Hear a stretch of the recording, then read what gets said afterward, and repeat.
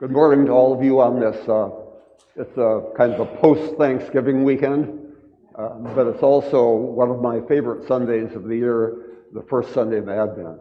And I know I'm not alone. Advent is a wonderful, wondrous season tinged with all kinds of fantasies, of things to come, of what's going on in our lives. And I'd like to talk about a couple things this morning. As usual, I'm overwhelmed because there are so many possibilities of things to talk about on the first Sunday of Advent. Let me just point out to you that, as you probably all remember, the gospel always for the first Sunday of Advent is this doom and gloom gospel. It's true in Matthew, Mark, and Luke. It talks about the end of the world. It talks about horrible things coming. And if we believe Jesus was truly human, as we say in the creeds, then it seems to me that a corollary of that is he probably believed in some of the common beliefs of his time, one of which was that the end of the world was coming. Jesus took that in from his culture and added his own stamp on it by saying it was all going to revolve around him. So this gospel we have this morning is a kind of a horrible gospel that reflects what a lot of people were thinking at that time about what was happening. And I can't help but thinking, just as an aside, as it were, that it seems to me the world is not in a whole lot better shape now for a different reason. You know, we have nuclear war hanging over our head, we have famine, we have climate change, whatever that's going to turn out to be. We have constant divisions in nations, oftentimes in families. I guess things haven't changed much in 2,000 years in terms of that. But the good news, of course, is that in all this chaos, Jesus is coming. Jesus is here as we believe, but Jesus is fully to come as we walk on this pilgrimage together. I love Jeremiah. The Old Testament lesson is written, as some of you know, around the year 587 BC, as the Jewish people were carted off as slaves to Babylon, and when the temple was destroyed. But Jeremiah always had a word of hope, and that word was that even in the midst of the destruction of Israel, of Judah, God was still going to keep them in the palm of God's hand, and they would be restored back to their country, which they were. And this sort of is the basis, I think, for a lot of what's going on in Israel now. And this gets into politics, and you know I don't like to talk about politics, but there are a function or a section of the Jewish population that believes that land is theirs because of biblical prophecies. It was promised to them and to them alone. The only problem is, of course, their neighbors, the Palestinians, have some of the same ideas. So we will see where that goes. It's a very difficult situation, as we all know. But this has its roots clear back 1,000 years before the Jews even existed as a people. The epistle is from Thessalonians, one of the first letters that Paul wrote. Thessalonica, as you know, is in northern Greece, and Paul had just founded the church there and spent a few days getting the congregation established, and then raced off to Corinth to start a new church. But he loved the church in Thessalonica, being one of his first churches. And the epistle today, just as I read it, the love that Paul had for that church just comes out. He was very concerned about their survival, about what was going to happen to them, and reminded them that he was walking with them through all of the steps of their faith. It kind of reminds me of Jan and I do a lot of traveling, and when we're away, that's kind of the way I think about this congregation. Even though we may not be here I'm here spiritually, and I'm here in some way because I love you all, and this in this place is the body of Christ. We together are the body of Christ, the church. Okay, well, having said that, the season, I don't know if you want to hear about the history of the season of Advent. Probably not, but let me just say a couple of words. Advent, Advent comes from basically the 4th century of the church. Remember, the first celebration of the church, of course, was Easter, and everything else in the church year is built on Easter. But over the course, fairly early on, actually, Christians began to say, well, okay, we are resurrection people. We live in the resurrection of Jesus. But tell us more about this Jesus and where he came from. And so then we go back to Christmas, which we begin to think about now in the season of Advent. So the season of Advent came into being probably around the 4th century as a preparation for Christmas. And all of the Advent candles are all recent things. I mean, you know, when I was very young as acolytes, as we have acolytes today, it was really a big thing about lighting the Advent candles, and they had lighted just in or all hell was going to break loose. And so as I've gotten a little older, I kind of let go, you know, some of that stuff and say, well, you know, what difference does it make what order the Advent candles are lighted? But because it's just a symbol, it's just a way of focusing our attention on the Advent season, and the preparation, and each candle on a different Sunday just adds for me, to the joy. Okay, now, all of that kind of was a preface to what I want to talk about. Due to popular request by several of you, you have printed in your bulletin, if you look at the last page, a picture. Would you open your bulletin, please? Anybody remember? I talked about this picture, I think, 7, 8 years ago, something. Were any of you here that Sunday when I talked about the picture? All right, so you folks that heard that before, don't say anything, because it's a surprise to everybody else. This picture, if you look at it, let me get out my copy here. This picture, I won't tell you the name of it right yet because it will give it away. But this picture was painted by Peter Bruegel the Elder, who was a Flemish painter, and this painting was painted in the year 1566. And for almost 500 years, it's been hanging in a museum in Brussels, Belgium. Because remember, the Flemish land is what is now Belgium, Netherlands, Belgium. In 1566, this area was controlled by the Habsburg dynasty, which was basically out of Vienna, but had little pockets of Habsburgs all over, including the whole of Spain. Philip II was the king of Spain, and he ruled this empire with an iron hand. And that meant, among other things, collecting taxes. And so this painting by Peter Bruegel the Elder, and it was copied by his son 13 or 14 times with different improvements. This was painted in 1566, and it shows a taxation. It shows a village life. And what's interesting about this painting is it's obviously in the winter. There's snow everywhere. And Peter Bruegel was one of the first ones to create snow landscapes. But not only did he create snow landscapes, you see that it's a very busy landscape. There's all kinds of people. And the Flemish School of Art focused on little groups of people all over. Those of you who have been to some of the great museums of the world have seen probably some of Peter Bruegel's paintings. This one's in Belgium. The whole thing was started by a guy by the name of Hieronymus Bosch that painted his Garden of Delight, which is really a weird thing. So here we are in what is now what was then Flanders in the year 1566, and you see all of these things going on.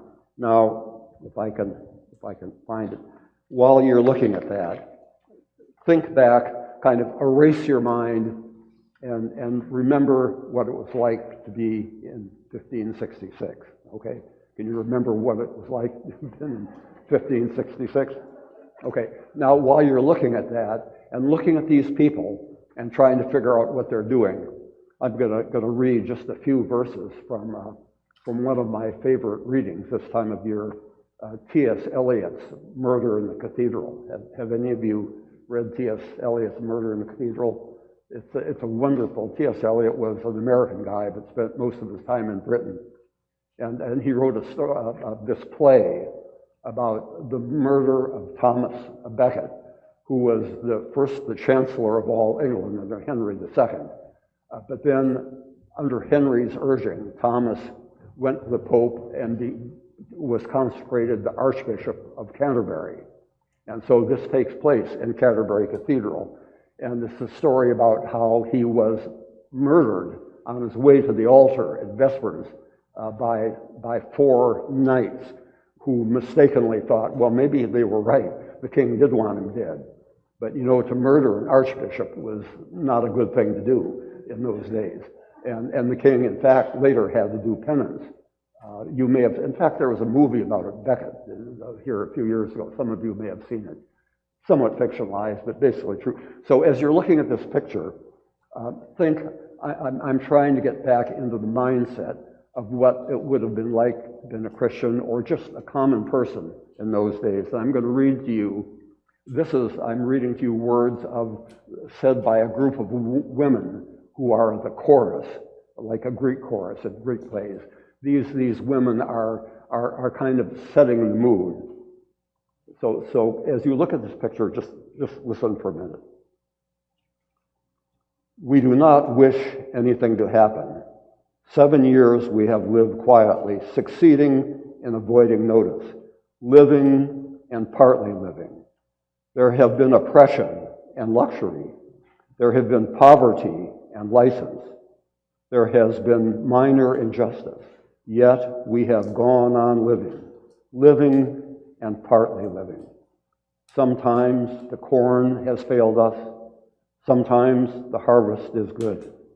1 year is a year of rain, another a year of dryness. 1 year the apples are abundant, another year the plums are lacking. Yet we have gone on living and partly living. We have kept the feasts, heard the masses. We have brewed beer and cider, gathered wood against the winter, talked at the corner of the fire, talked at the corners of the streets, talked not always in whispers, living and partly living. We have seen birth, deaths, and marriages. We have had various scandals. We have been afflicted with taxes. We have had laughter and gossip. Several girls have disappeared unaccountably and not able to. We have all had our private terrors, our particular shadows, our secret fears. That's just the set mood. And, living back in 1566 must have been pretty grim. And in this picture, now I call your attention to what Peter Bruegel, the elder, how he painted this blue in the very bottom right. And these figures are hard to see, I know, because this painting's been, as I say, hanging there for 500 years, and it's faded and it's deteriorated some. But in the very bottom right hand, if you look closely, you can see children skating around on a pond. And I might add that this winter of 1566, historians know was a particularly cold winter. In fact, according to climate scientists, who I tend to believe, but some people don't, I guess, according to the climate scientists, the 14th and 15th centuries were really cold. It was a kind of a reversal of the climate change we have now. Things were getting colder, and the winters, in fact, the Thames River in London froze for the first time in recorded history during that time. So this was a cold, miserable day in this paint. People were bundled up, but there are children skating. And somebody has a toboggan. On the bottom right also, you can see a hunched-over man sitting on the shore who apparently is trying to put on his skates to go skating. Right above that man, you see a little house with a thatched roof. And in front of it, there's a kind of a pole sticking up with a pan on top, which tells us that the man was a beggar, and he was probably a leper, and nobody could come near him. He was confined to this house because he had leprosy, which was still a disease very rampant in those times. So he was shunned. Right above the little thatched house, you can barely make out a wagon with workers with heavy sacks on their back, unloading a wagon, probably of food. A little bit to the left of that, still kind of upper right at the base of that tree, you can see a white sheet, and you can't make it out very well, but if we were to blow it up, you would see that somebody was serving ale or some kind of beverage from an impromptu bar that was set there. And next to it, although you can't see it, there are a group of soldiers with their spear, with their spikes that they used to use in the Middle Ages as infantry weapons of war. And in all probability, there were some Spanish soldiers there, stationed there, to maintain the peace during this oppressive time for the people of Flanders. You can see against the big building in the middle, you can see a little black figure, a man who is apparently urinating against the wall. This is very, this is what life is, right? It just kind of goes on. And then let's shift our attention over to the left-hand side of the picture, which seems to be a little bit more vivid. You see a group of people all gathered around, and if we were to enlarge the picture, you could see a couple of them handing out coins to the tax collector. And then there's a scribe there, there's a ledger, and they're writing down who paid what. And we're not sure, but right in the bottom left, you see a woman like with a skillet, and you see a pig that has just been slaughtered. Now we don't know whether the pig was slaughtered because somebody was going to have a feast, or whether the pork was going to be offered in lieu of monetary taxes, because not everybody had money in those days, and taxes apparently could sometimes be paid in kind, as we say. And there's this big group of people, and you can see one guy that's kind of in a striped outfit, which is kind of unusual for Flanders at that time. He might have been a Muslim. He might have been obviously not from Flanders, dressed like that. But there he was still subject to the Spanish crown and apparently paying his taxes. You can see if you look at the house, which was kind of commandeered by the tax collector, you can see, barely make out in the very upper, a man opens a window and looks out at the crowd below to see what on earth is going on with all the commotion. And on the far right of that house, you can make out a plaque. It's kind of a red plaque on the house, which is the sign of a double eagle, which was the symbol of the Habsburg dynasty that ruled parts of Europe for 400 or 500 years. So now, having said this, the point of this is, some of you may remember, in the middle of all this stuff, this daily stuff, people just living their lives on a very, very cold, probably unpleasant winter day, there's this figure in the foreground, this man leading a woman sitting on a donkey, and it appears that next to the donkey they also have an oxen. You can see the horns of the oxen there. And this guy is making his way from right to left as though he was going to pay his taxes. And over his shoulders, you can barely make it out, is a carpenter's saw. Now, that should be the clue, because whose father was a carpenter, right? Jesus. This is Joseph, and this is Joseph and Mary on their way for Mary to give birth at one of these cold winter stalls in the local establishment. So, and the amazing thing to me, as I think I talked to you about before, is that the Holy Family is going along right in the middle of everything else that's going on in the world.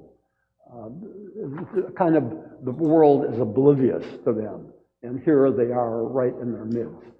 And it seems to me that this Advent season is a time for all of us to say, wait, let's stop, look around. Do you see Jesus anyplace? Do you see the Holy Family? Do you see, or is there any hint of the great event that's going to happen at Christmas? I think this is what Peter Bruegel, the elder, was trying to convey in this painting about the simpleness of the Holy Family, who appears an ordinary baby born in a very trying situation in the middle of this Flemish winter, bitterly cold, people trying to keep warm, people paying their taxes, people having snowball fights, their kids here having a snowball fight. In the midst of all the usual kind of stuff, God is present. And I would have you remember during this Advent season that just as God is present in this painting by Peter Bruegel, God is present in our lives today.